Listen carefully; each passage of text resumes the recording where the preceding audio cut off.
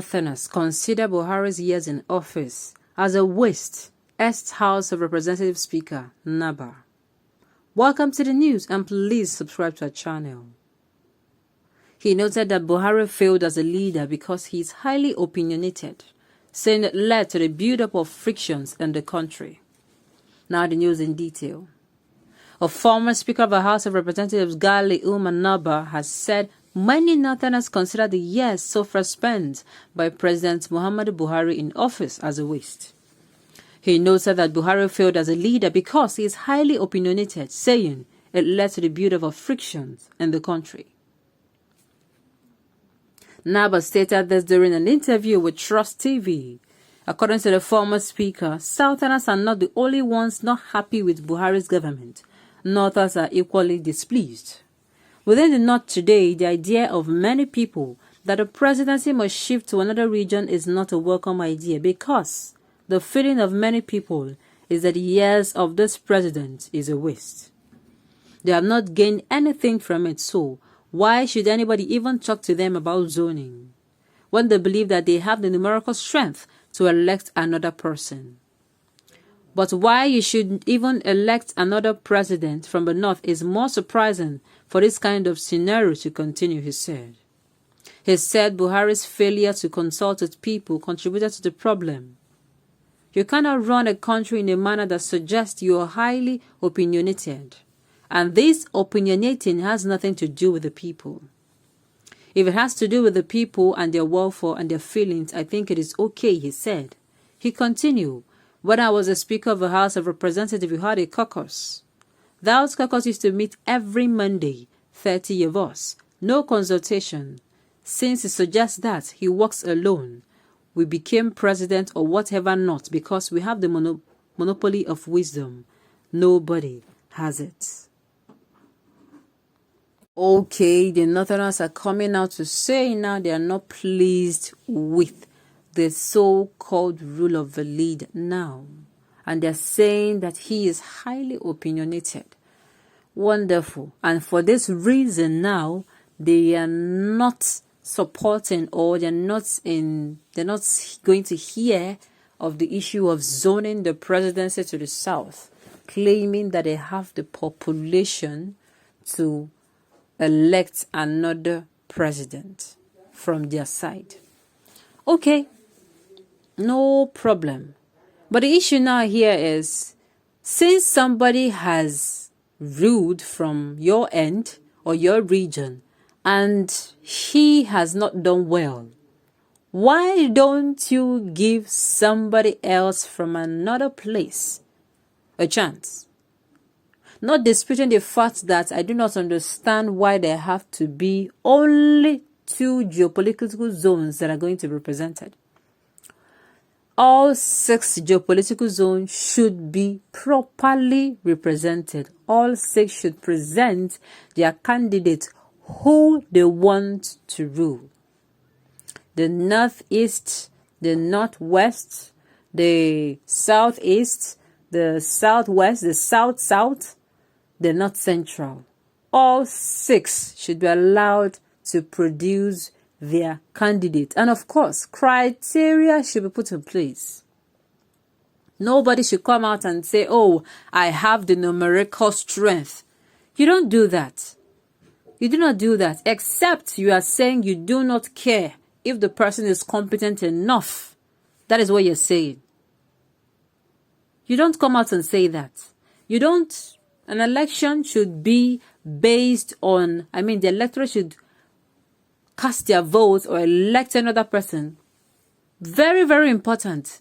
Based on competency and based on criterias. What do you have to offer? Okay, this particular person now, he did not do well and nobody's happy with him.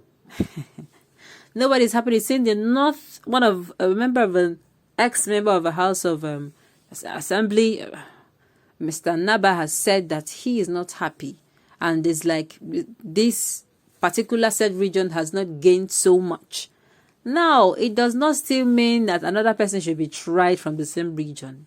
If you agree with me, it is not going to be fair. And of course, Nigeria's problem right now, apart from the insecurity and the economic crisis, is equity, fairness, and justice not coming to play. There is no fair play in allocation of appointment, funds, and resources. And that is why you see different agitations here and there in the country. It is because these three things now are absent from our community and society. That is why you are seeing different agitations springing forth and staying that way.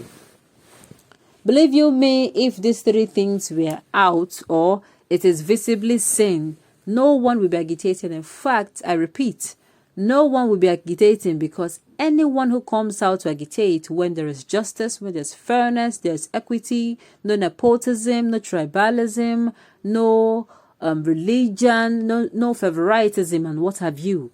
I am telling you, anybody who comes out to agitate in such an environment where there is stability and peace, the person will be seen as a lunatic who needs to visit a psychiatric facility. Yes, that is just it. But unfortunately, because these three things are absent, and these are the three things that the people agitating for, quote me anywhere, ask them, they will tell you that this is what they wanted. This is ever before their leader, both the leader of the Biafran nation, Nnamdi Kanu, and the leader of the Yoruba nation, Sunday Adeyemo. So these three things, they are agitating for the three things, agitating against whatever that will stand against this so-called justice, fairness, and equity. That is just the truth. Coming out to say, oh, because we have a strength to vote and all, should not be it. Should not be it. You have ruled, and of course, somebody have come out. Why don't you give others a chance to do so? Of course, the North is not the only place where competent leaders are. Competent leaders are in all geopolitical zones. And of course, even before this issue of election, sincerely, the constitution should be amended. If we really, really want to get somebody who will lead Nigeria to the point of revival, and of course, lead Nigeria to the point of growth, we need to amend the constitution.